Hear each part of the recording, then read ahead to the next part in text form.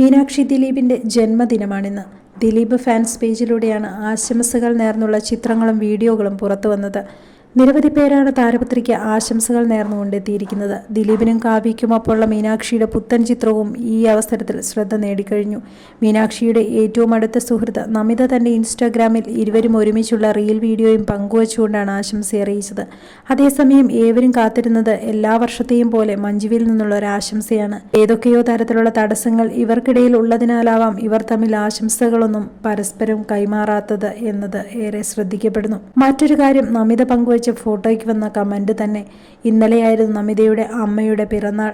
ഇതുമായി ബന്ധപ്പെട്ട് അമ്മയ്ക്കൊപ്പമുള്ള ഒരുപാട് ചിത്രങ്ങൾ നമിത പങ്കുവച്ചു. ഇന്ന് മീനാക്ഷിക്കൊപ്പവും. ഇതോടെ ചോദ്യങ്ങൾ ഒരുപാടായി. നിങ്ങൾ എത്രമാത്രമാണ് അമ്മയോടുള്ള കരുതലിന് വില കൽപ്പിച്ചിരിക്കുന്നത്? ഏറ്റവും അടുത്ത സുഹൃത്തായ മീനാക്ഷിക്ക് അമ്മ എന്ന സ്നേഹത്തെക്കുറിച്ച് എന്താണ് പറഞ്ഞു മനസ്സിലാക്കി കൊടുക്കാത്തത്? ആ കുട്ടിക്ക് അതിൻ്റെ അമ്മയെക്കുറിച്ച് നല്ലത് പറഞ്ഞു കൊടുക്കാൻ ചെറുപ്പം മുതലേ ഒരുപക്ഷെ ആരും തന്നെ ഉണ്ടായിരുന്നിരിക്കില്ല എന്നുള്ള വളരെ ടച്ചിങ് ആയിട്ടുള്ള വാക്കുകളാണ് ഒരു വീട്ടമ്മ കുറിച്ചിരിക്കുന്നത്. ഇത് ശരിവെച്ചുകൊണ്ട് കുറേ അധികം ആളുകൾ എത്തിയിരിക്കുന്നു. മീനാക്ഷിക്ക് ആശംസ അറിയിച്ച് കാവ്യ മാധവനും എത്തി.